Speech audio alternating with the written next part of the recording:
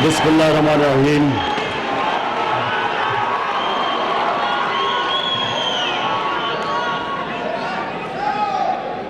ایاک نعبد و ایاک نستعین.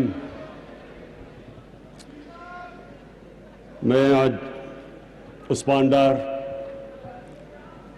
آپ کو مبارک دیتا ہوں. آپ نے ٹائم لیا, پوری طرح ہوم ورک کیا, اور پھر آج جو آپ نے کامیاب جوان کا جو پہلا فیز جو آج آپ اناؤنس کر رہے ہیں, میں آپ کو اس لیے مبارک دیتا ہوں کہ اس کے اندر جو سب سے امپورٹنٹ چیز وہ ہے میرٹ.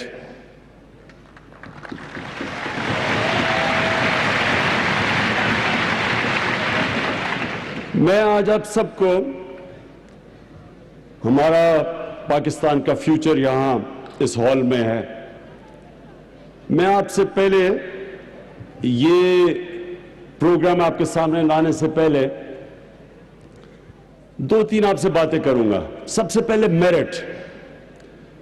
دیکھیں, دنیا میں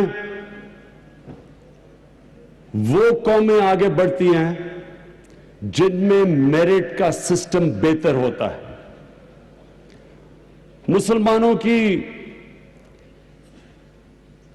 نبی صلی اللہ علیہ وسلم نے جو مدینہ کی ریاست بنائی, اس کے بعد مسلمان اوپر جاتے رہے. دنیا کی سب سے بڑی سپر پاور مسلمان تھے تقریباً 1000 سال تک, لیکن وہ پھر نیچے گئے اور مغرب آگے نکل گئی.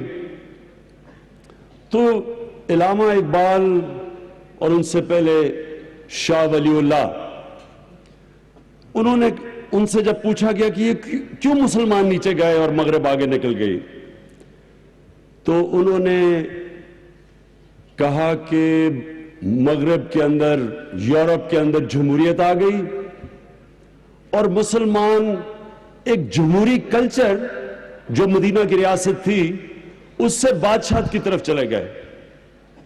اور بادشاہت میں میرٹ نہیں ہوتی, یہ یاد رکھیں, بادشاہت میں میرٹ نہیں ہوتی.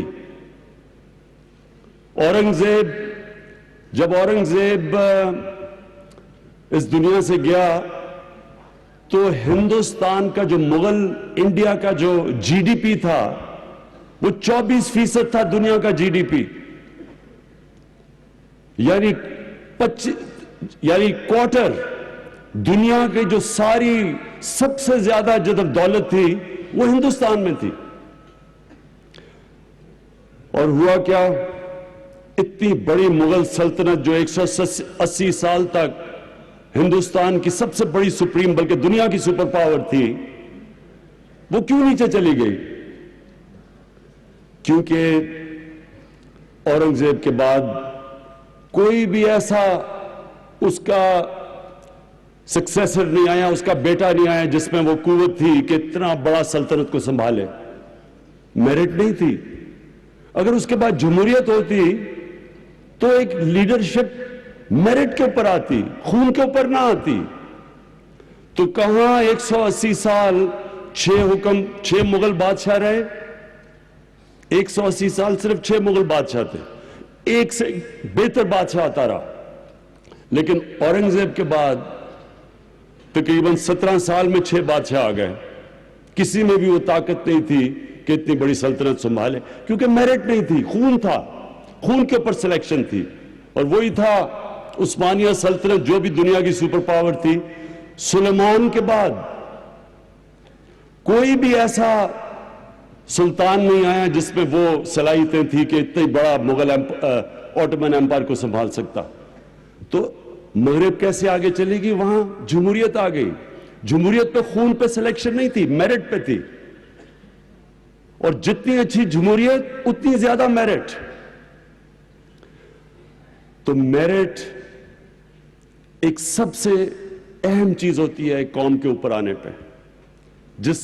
جب قائد اعظم جب پاکستان بنا تو انہوں نے دو چیزوں کے اوپر خاص طور پہ کہا اپنی جو انہوں نے تقریر کی جب پاکستان جب بنا اور انہوں نے کانسٹیٹیوئنٹ اسمبلی کو تقریر کی تو انہوں نے کہا دو چیزیں یاد رکھنا سفارشی جابری جو انہوں نے کہا اس کلچر کو نا میرٹ کو لے کے آنا اور دوسری چیز انہوں نے کہا کہ کرپشن سے بچنا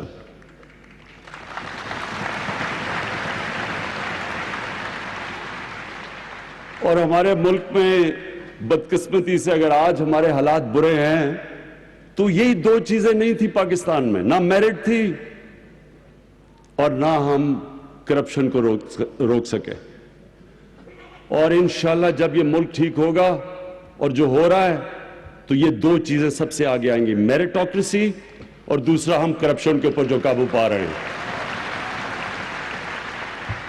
اچھا دوسری چیز آپ سب پاکستان کی فیوچر ہیں آپ کے لیے یہ میں کامیاب جوان کی جو فیچرز ہیں وہ آپ کے سامنے رکھنے سے پہلے آپ کے لیے میں اپنی زندگی کے تجربے سے جو میں آپ کو آج پیغام دینا چاہتا ہوں اور میں چاہتا ہوں ساری زندگی یہ باتیں یاد رکھنا یہ میری ساری زندگی کا تجربہ ہے کہ دیکھیں انسان وہ بڑے کام کر کے جاتا ہے اور اس کا نام ہوتا ہے دنیا میں وہ نہیں ہوتا جس میں اللہ نے عقل زیادہ دی ہو جس میں تعلیم زیادہ ہو جو بڑے پیسے کے گھر میں پیدا ہو وہ انسان اوپر جاتا ہے جس کی سوچ بڑی ہوتی ہے جس کی خواب بڑی ہوتی ہے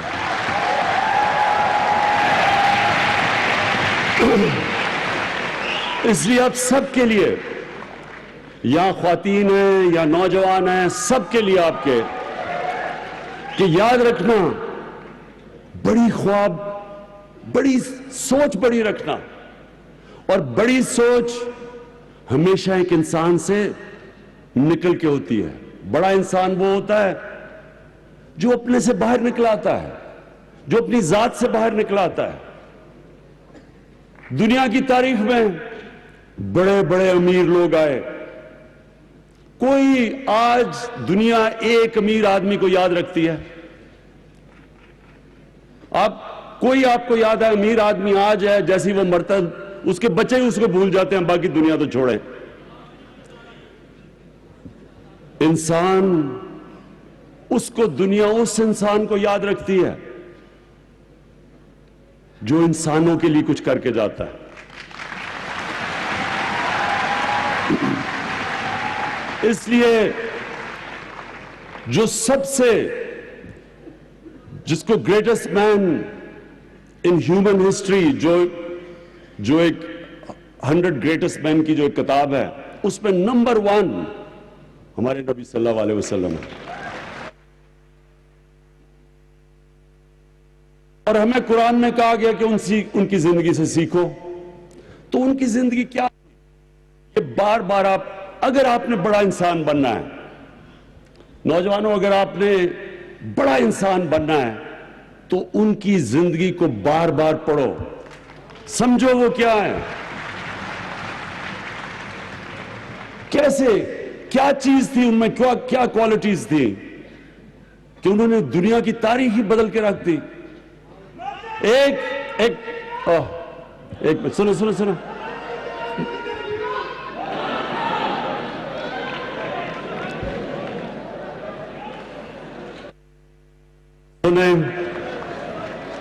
ابھی نعرے نہیں مارنے میں آپ سب کے لیے میں ہمیشہ کے لیے آپ نے یہ چیزیں یاد رکھنی ہیں دیکھیں اللہ نے کیوں کہا اللہ نے ان کو اپنا حبیب کہا انہوں نے کہا ان کی زندگی سے سیکھو ہم جب بڑے تھے ہمارے اور رول ماڈلز تھے میرے کرکٹ کے رول ماڈلز تھے اور راستے میں رول ماڈلز بنتے آئے پاپ سٹارز تھے وغیرہ وغیرہ ابھی بھی لوگ جو بزنس میں ہوتے ہیں وہ بل گیٹس کو رول ماڈل بنا لیتے ہیں یا اور جو سٹیو جابز وغیرہ وغیرہ لیکن یہ یاد رکھیں کہ یہ ان کے پیر کی مٹی کے بھی برابر نہیں پہنچ سکتے.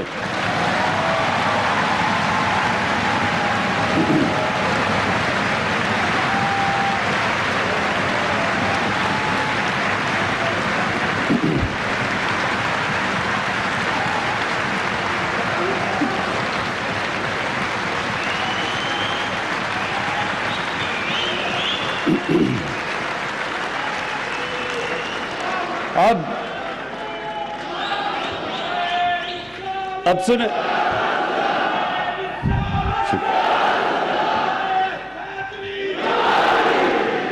اچھا اب میں آپ کو ایک منٹ، ابھی نہیں بس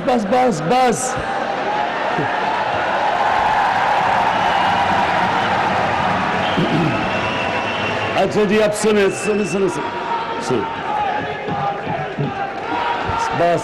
بس سنیں. اچھا اب میں آپ کو اب یہ یاد رکھیں کہ ان کی جو زندگی ہے وہ دنیا، یہ تاریخ کا حصہ ہے، ہسٹری کا حصہ ہے. ہمیں پتہ ہے وہ کب پیدا ہوئے، کب انہیں ہجرت کی، کب اس دنیا سے پردہ کیا، ایک ڈیٹ پتہ ہے ہمیں. اب میں آپ کو ان ڈیٹ سے بتا رہا ہوں. میں کیوں کہتا ہوں کہ کوئی ان کا مقابلہ نہیں کر سکتا. 625 میں جنگ بدر ہوتی ہے. مسلمان صرف 313 لڑنے والے، ان میں سے سب کے پاس تلواریں بھی نہیں تھی. اور 636 11 سال کے بعد، یہ تاریخ کا حصہ ہے، میں آپ کو تاریخ بتا رہا ہوں، وہی مدینہ کے ریاست کے مسلمان جو اس وقت کی سپر پاور تھی رومن ایمپائر، صرف 11 سال کے بعد بدر کے، جدھر صرف 313 لڑنے والے تھے، رومن ایمپائر کی جو بیزنٹائن ایمپائر کی جو سدرن لیجن تھی وہ 1,00,000 فوجی تھے اور لیٹسٹ ہتھیار تھے ان کے. تو 11 سال کے بعد یارموک کی جنگ میں وہ گھٹنے ٹیک دیتے ہیں مسلمانوں کے سامنے. ایک منٹ سن لو یہ، اور میں آپ کو تاریخ بتا رہا ہوں، یہ کوئی گریک میتھولوجی نہیں ہے، یہ تاریخ ہے. اور 638 اس کے 2 سال کے بعد جو دوسری سپر پاور تھی پرشین ایمپائر، وہ قدسیہ کی جنگ میں ان کے سامنے گھٹنے ٹیک دیتے ہیں. تو 13 سالوں میں، جنگ بدر کے 13 سالوں کے بعد وہ دنیا کی سب سے عظیم قوم بن جاتی ہے. تو کیا کیا تھا؟ کبھی کوئی آپ نے کہیں ایسی چیز سنی ہے کہ کوئی اتنا ایسا انقلاب آیا ہو؟ اور پھر وہ سیویلائزیشن اگلے 700 سال تک سب سے بڑے سائنٹسٹ مسلمان تھے، اور وہ دنیا کی سب سے بڑی تہذیب تھی.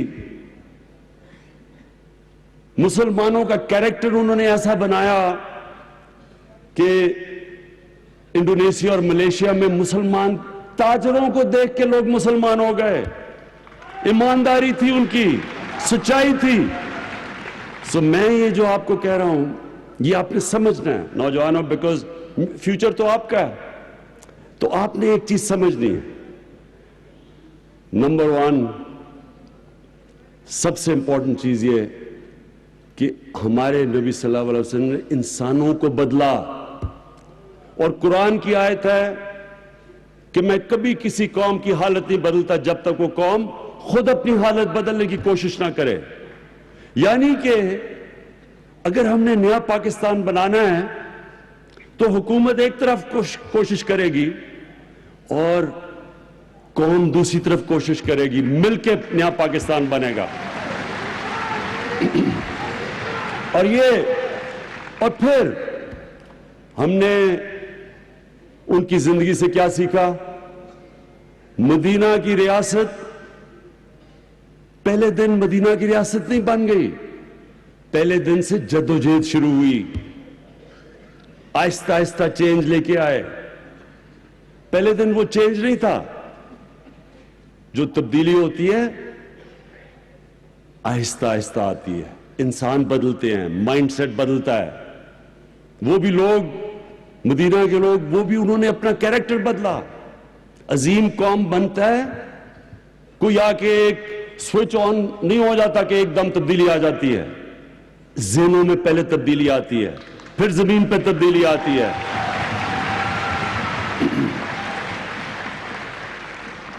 تو نوجوانوں, آپ کے لیے کہ بڑی سوچ رکھنا, اور اپنے سب سے بڑے عظیم انسان کو اگر آپ ان کو جب رول ماڈل بنائیں گے, انہوں نے جس طرح مدینہ کی ریاست میں سارے انسانوں کو اٹھا دیا. آپ اگر ایک اور بھی سٹڈی کریں, کیونکہ یہاں نوجوان ہیں, ایک چیز ضرور سٹڈی کریں.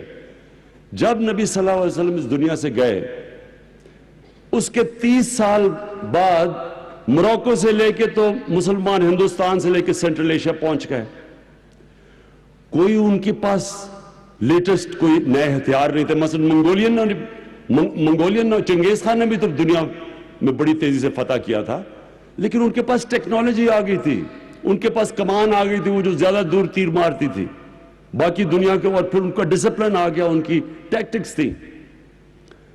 اور پھر جب انگریز بھی انہوں نے جب فتح کیا یا ہندوستان, تو ان کے پاس بھی ٹیکنالوجی آ گئی تھی, ان کے پاس توپیں ماڈرن تھی, ان کے پاس جو بندوقیں تھیں وہ ماڈرن آ گئی تھی, ٹیکنالوجی ان کے پاس آ گئی تھی. لیکن مسلمانوں کے پاس تو کوئی ٹیکنالوجی نہیں آئی تھی. جو وہ ایک دم موروکو سے لے کے اور ساری دنیا میں چھا گئے, اور پھر تہذیب ان کی چھا گئی. جب منگولینز نے فتح کیا تو 100 سال کے بعد تو وہ ختم ہی ہو گئے, منگولیا میں بھی تھوڑے سے رہ گئے. یہ تو ایک دنیا کا عظیم سویلائزیشن بن گیا. تو انہوں نے جو سمجھنے کی بات ہے کہ وہ انسان بدل دیے, چھوٹے انسان بڑے انسان بن گئے. حضرت بلال جو غلام تھے, انہوں نے 2 دفعہ جنرل بن کے فوجوں کو لیڈ کیا, تو غلاموں کو بھی جنرلز بنا دیا انہوں نے. تو یہ جو امپورٹنٹ آپ کے لیے سمجھنی ہے کہ یہ جو ہم انسان, یہ جو پاکستان, اور میرے میں کبھی کوئی شک نہیں کہ یہ انشاءاللہ ایک بڑی عظیم قوم بنے گی, کبھی کوئی شک نہیں ہے اس میں ہم نے اپنے آپ کو بھی بدلنا ہے, ہم نے ایک سچائی کی طرف جانا ہے. یہ یاد رکھیں کہ ان سے جب پوچھا کسی نے, نبی صلی اللہ علیہ وسلم نے, کہ ایک چیز بتاؤ ایک نبی, کہ میں ایک آدمی آیا نا, کہتا میرا سارا قبیلہ مسلمان ہو گیا ہے, اب میری عمر کا ہوگا, کہتا میں اب اپنی عادتیں نہیں بدل سکتا, تو آپ بتائیں نبی ایک میں چیز کر لوں مسلمان ہونے کے لیے, ایک کون سی وہ کوالٹی ہوگی؟ انہوں نے کہا سچ بولا کرو. تو جو سچائی ہے, یہ سچ کی پاور نہ بھولیں, یہ آپ کو عزت دے گی دنیا میں. سچے انسان کی عزت ہوتی ہے. جو سچائی ہے, یہ ہم نے اپنی قوم نے سچائی کی طرف جانا ہے. ابھی آہستہ آہستہ اس طرف جا رہے ہیں. میں تو اب جب سے میں 14 مہینے ہو گئے, میں جب دیکھتا ہوں ڈپارٹمنٹس کا, تو سب سے بڑا مسئلہ کیا ہوتا ہے؟ ٹیکسی لوگ جن دیتے ہیں, وہ تاجروں کے پاس جاتے ہیں, وہ کہتے ہیں جی ہم نے سی این سے ہم نے ٹیکسی نہیں دینا. بھی ٹیکس نہیں دینا تو ملک کیسے چلے گا؟ ہمیں تعلیم بھی چاہیے, ہمیں صاف پینے کا پانی بھی, ہمیں لا اینڈ آرڈر بھی, لیکن ٹیکس نہیں دینا ہم نے. یہ ہمیں ذہن بدلنا پڑے گا. ایک خوددار قوم اپنے پیر پہ کھڑی ہوتی ہے, بھیک مانگ کے قرضے لے کے قوم نہیں بنتی.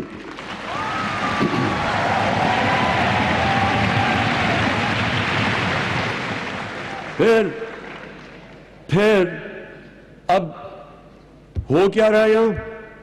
اب جب میں آپ کو صرف چیزیں بتا رہا ہوں کہ کس طرح کی ہمیں چیزوں کا سامنا کرنا پڑتا. اب سگریٹ جو بیچ رہے ہیں, صرف 2 کمپنیاں 98% ٹیکس دیتی ہیں, باقی جو 40% سگریٹ بنتے ہیں وہ 2% ٹیکس دیتے ہیں.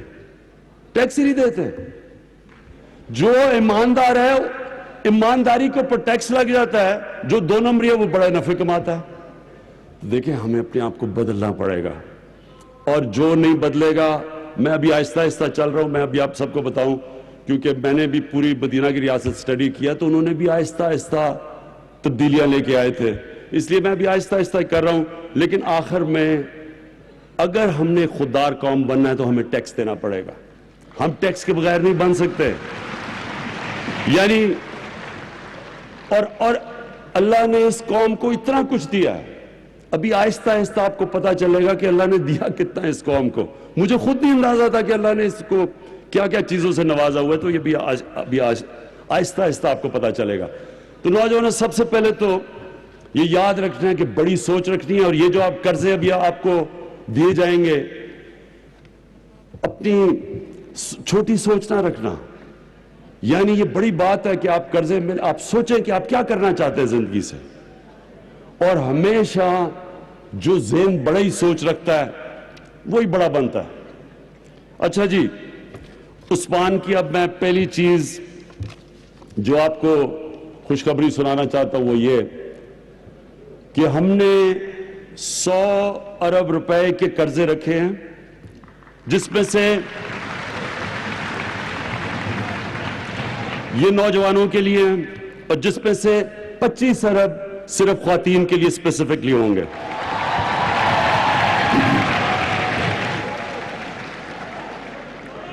ان میں سے اب سنتے جائیں ذرا, جو سود کے بغیر 1 لاکھ تک قرضہ دیا جائے گا سود کے بغیر, اور یہ 45 ڈسٹرکٹ میں جو سب سے کمزور طبقے ہوں گے ان کے لیے قرضے دیے جائیں گے لاکھ سے نیچے. دوسرے کنسیشنری یعنی کنسیشن پہ قرضے دیے جائیں گے, وہ 1 لاکھ سے 5 لاکھ تک ہوں گے, اور جو تیسرا ٹیئر ہے وہاں 5 لاکھ سے 50 لاکھ تک قرضے دیے جائیں گے, اور یہ سب میرٹ کے اوپر ہوگا. ہمارا ٹارگٹ ہوگا کہ 10 لاکھ نوجوانوں کو ہم قرضے دیے, 10 لاکھ نوجوانوں کو انشاءاللہ, اور وہ ان کو موقع ملے گا اپنی بزنسز سیٹ اپ کرنے کا, اور جتنا اچھا آئیڈیا ہوگا آپ دیکھیں گے, کیونکہ میرٹ پہ قرضے ملیں گے, کوئی سفارش نہیں چلے گی. یہ میں آپ کو گارنٹی کرتا ہوں, کیونکہ میں نے سب سے پہلے عثمان کو کہا کہ کوئی اس لیے نہیں کہ یہ تحریک انصاف کا نوجوان ہے اس کو قرضے دے دو, ساروں کو ہم نے دینا ہے میرٹ کے اوپر.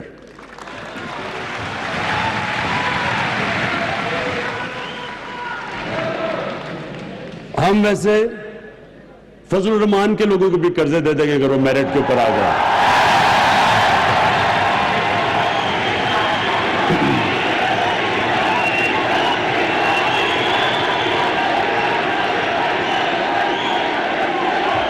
اچھا, اب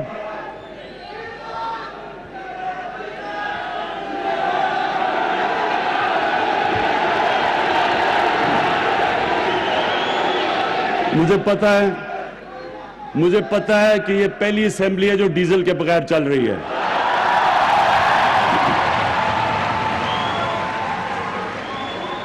اور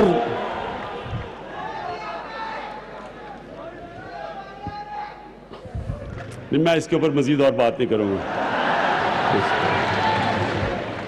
اچھا جی, دوسرا اسکل ایجوکیشن.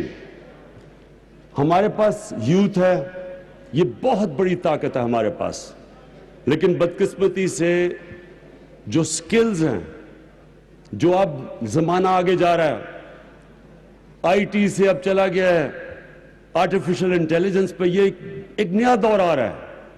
اس کے لیے ہم نے فیصلہ کیا ہے کہ ہم ان کے سکلز کے لیے, ان کو ہنر سکھانے کے لیے ہم نے فیصلہ کیا کہ 10 ارب روپیہ ہم سکل ایجوکیشن کے اوپر خرچ کریں گے, جس میں ہم نے 100 سمارٹ ٹیکنیکل لیبارٹری بنائیں گے ڈسٹنس لرننگ کے لیے. ہم 1 لاکھ نوجوانوں کو ٹیکنالوجی سکھائیں گے, یہ جو میں نے آپ کو بھی بتایا. اور اپرینٹنشپ 25,000 کو ہم انڈسٹری کے ساتھ نوجوانوں کو لگا دیں گے تاکہ وہ ہنر سیکھیں. اور پھر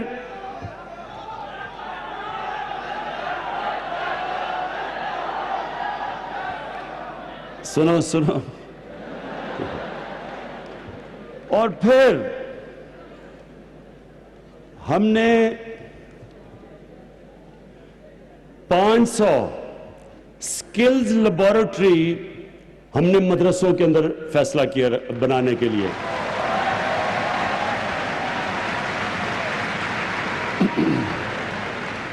دیکھیں, یہ پہلی حکومت آئی ہے نوجوان ذرا سنیں سنیں سنیں سنیں، یہ پہلی حکومت آئی ہے جس نے فیصلہ کیا ہے، اور یہاں اپنے ایجوکیشن منسٹر شفقت محمود کو میں خاص طور پہ خراج تحسین پیش کرتا ہوں کہ ہم نے فیصلہ کیا ہے کہ مدرسوں کے بچوں کو ہم نے اپنا بچہ سمجھنا ہے. ہم نے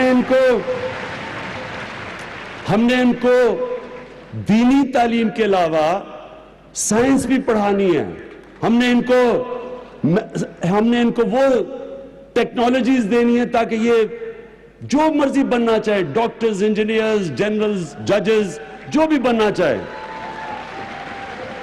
اور یہ ہم نے بڑی مدرسوں کے علماء سے ہم نے بڑی ملاقاتیں کی، ڈسکشنز کیا، اور اس کے بعد مجھے بڑی خوشی ہے کہ پہلی دفعہ پاکستان کی تاریخ میں ہماری کوشش یہ ہے کہ مدرسوں کے بچوں کو بھی مین سٹریم میں لے آئیں، انگریزی بھی پڑھا دیں، لیکن جو 3 سسٹم چل رہے ہیں، انگلش میڈیم، اردو میڈیم، مدرسے، اس کو کوشش کریں کہ ایک ہی سسٹم سارے پاکستان کے اندر آئے.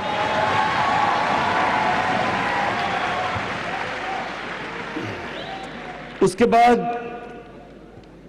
ہم نے فیصلہ کیا کہ 2000 ٹیچرز کو ہم انٹرنیشنل ٹریننگ دیں گے، باہر سے ٹرین کر کے آ کے، تاکہ ہمارے نوجوانوں کو وہ سکل ایجوکیشن دیں. اچھا جی، تیسرے جو عثمان ڈار نے بھی بات کی تھی کہ ہم نے ایک فیصلہ کیا creation of a national youth development foundation, یعنی سارے پاکستان کے لیے ایک یوتھ ڈیولپمنٹ فاؤنڈیشن بنانے لگے ہیں. چاہے وہ بلوچستان میں ہو، چاہے وہ سندھ میں ہو، اب تو فاٹا اور کے پی اے کی بن چکا ہے. سارے پاکستان کے لیے ایک فاؤنڈیشن بنائیں گے جدھر سب ہمارے جو نوجوان ہیں وہ انٹریکٹ کر سکیں، ایک دوسرے سے ایکسچینج کر سکیں، ایک دوسرے کے پرابلم سمجھ سکیں، روزگار کدھر مل رہا ہے، اپرچونٹیز کدھر ہیں، آگے ملک کدھر جا رہا ہے، کون سی انڈسٹری کے اندر انہیں سکل چاہیے. یہ پورا انٹریکشن ہوگا، اور یہ ایک ایسی انشاءاللہ فاؤنڈیشن بن رہی ہے جس کی بڑی ضرورت تھی، کیونکہ ابھی تک کوئی یوتھ کے لیے اس طرح کی فاؤنڈیشن نہیں تھی. اور میں انشاءاللہ یہ جب اب پروگرام شروع ہوگا اس کو پرائم منسٹر آفس سے فالو کیا جائے گا، میں خود اس کو مانیٹر کروں گا. اور آگے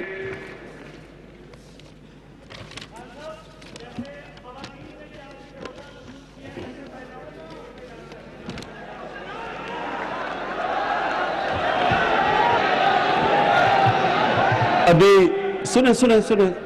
سنیں بڑی اچھی بات کی انہوں نے کہا کہ مائنورٹیز کے لیے بھی کوٹا رکھا جائے.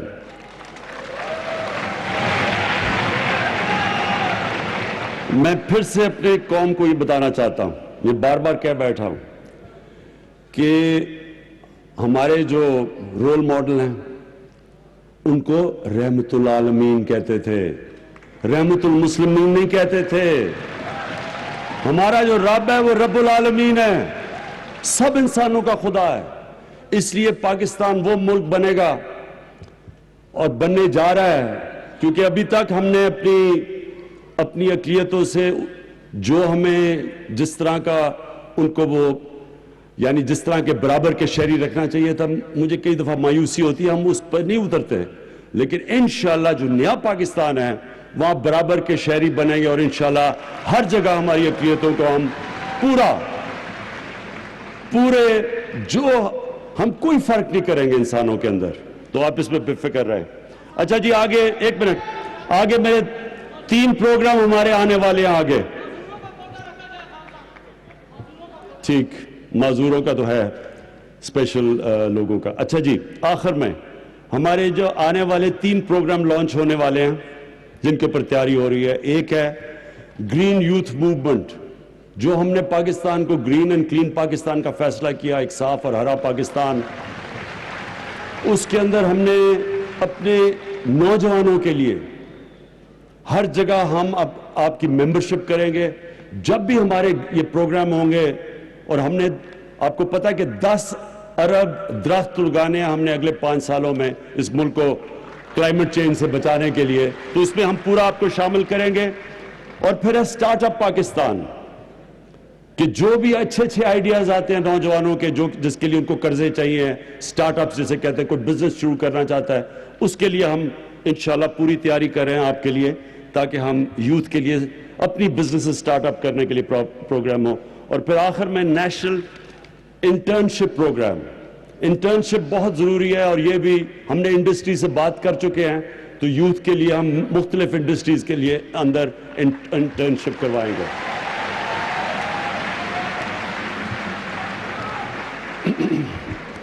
اب چیز ختم، اپنی یہ بات ختم کرنے سے پہلے ایک چیز آپ نے سب یاد رکھنی ہے، آپ کتنا زندگی میں اوپر جائیں گے، نمبر 1 آپ کی خواب کتنی بڑی ہے، آپ کی سوچ کتنی بڑی ہے، اور دوسری چیز کہ زندگی میں آپ کتنا اوپر جائیں گے وہ اس چیز پہ ڈیپینڈ کرے گا کہ آپ اپنے برے وقت، جو مشکل وقت آتا ہے، برا وقت آتا ہے، اس کا کیسے سامنا کرتے ہیں۔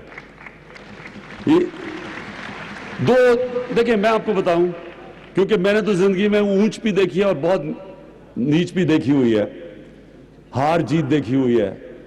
سپورٹس آپ کو ایک چیز سکھاتی ہے، چیمپئن سپورٹس مین وہ ہوتا ہے جو جیت کو سنبھالتا نہیں ہے۔ جیت تو سارے جب جیتتے ہیں تو سارے آپ کے دوست بن جاتے ہیں، جب آپ جیتتے ہیں تو جو آپ کے دشمن ہیں وہ بھی تالیاں بجانی شروع ہو جاتے ہیں، لیکن آپ جب ہارتے ہیں تو آپ کے گھر والے بھی منہ ادھر کر لیتے ہیں۔ جب میں اپنی ٹیم کو بتایا کرتا تھا، میں ٹیم کو، کیونکہ میری جب نئے نئے کھلاڑی آتے تھے نا ہماری ٹیم میں، تو میں ان کو بتاتا تھا کہ جب ہم ہارتے ہیں نا تو 2-3 میں نے ان کو بتایا کہ نمبر 1 تو اگلے دن کے اخبار نہ پڑھو، کیونکہ ایک تو آپ گراؤنڈ پہ پھینٹا لگانا ہے تو کھا کے آئے ہو، اور اگلے دن اخبار میں ضرور پڑھنا کہ کتنی بری طرح آپ کو مار پڑی تھی، تو اخبار نہ پڑھا کرو۔ دوسری چیز کہ کبھی بھی کسی شادی پہ نہ جایا کرو، کیونکہ ایک عجیب سی چیز ہے کہ آپ کے رشتہ داروں کو زیادہ خوشی ہوتی ہے جب آپ کو پھینٹا پڑتا ہے، اس لیے کسی شادی پہ نہ جایا کرو۔ لیکن یہ اب سنیں، جو چیمپئن ہوتا ہے نا، چیمپئن ہار سے ڈیمورلائز نہیں ہو جاتا، دل نہیں چھوڑ دیتا، چیمپئن ہار سے سیکھتا ہے۔ ہار آپ کو سکھاتی ہے، جو آپ کو برا وقت سکھاتا ہے وہ جیت آپ کو نہیں سکھاتی۔ برا وقت آپ کو موقع دیتا ہے کہ میں نے کیا غلطیاں کی، ان کو کیسے میں نے ٹھیک کرنا ہے، اور آپ کتنا اوپر جائیں گے جتنا آپ بہتر اپنی غلطیوں کا جائزہ لے سکیں، دور کریں گے، محنت کریں گے، پھر اوپر چلے جائیں گے۔ یہ ہے سائیکل دنیا کا۔ تو جب مشکل وقت آتا ہے یہ سمجھیں کہ یہ آپ کی بہتری کے لیے آیا ہے، کیونکہ یہ آپ کو سکھاتا ہے، یہ آپ کو بتاتا ہے کہ کیا غلطیاں آپ کی۔ تو جو بھی ایک سٹرگل جانتا ہے، جب اور جو سپورٹس ہیں یہ سکھاتی ہے آپ کو ایک چیز ہے سٹرگل، اور جو سٹرگل کر وہ آخر میں اس پہ پہنچ جاتا ہے جب ہار اس کو ہرا نہیں سکتی۔ انشاءاللہ یہ جو ہم برے وقت سے گزرے، یہ میری جب سے، میں کہتا ہوں کہ میری ساری زندگی اونچ نیچ ہے، لیکن یہ میرے جو 12 مہینے تھے سب سے مشکل تھے۔ سب سے مشکل کیوں تھے؟ کیونکہ ایک ملک ہمیں دیا گیا جس کا دیوالیہ نکلا ہوا تھا، اور دیوالیہ ایک چیز کا نہیں، صرف جو ادارہ اٹھائے اس کا دیوالیہ نکلا ہوا تھا۔ یہ ہمارے لیے ایک سال سب سے مشکل وقت گزرا ہے، لیکن میں آپ کے سامنے آج کھڑا ہو کے کہہ رہا ہوں کہ آپ کا، اس ملک کا، اللہ میں مجھے پورا ایمان ہے، اچھا وقت شروع ہونے والا ہے آپ کا انشاءاللہ.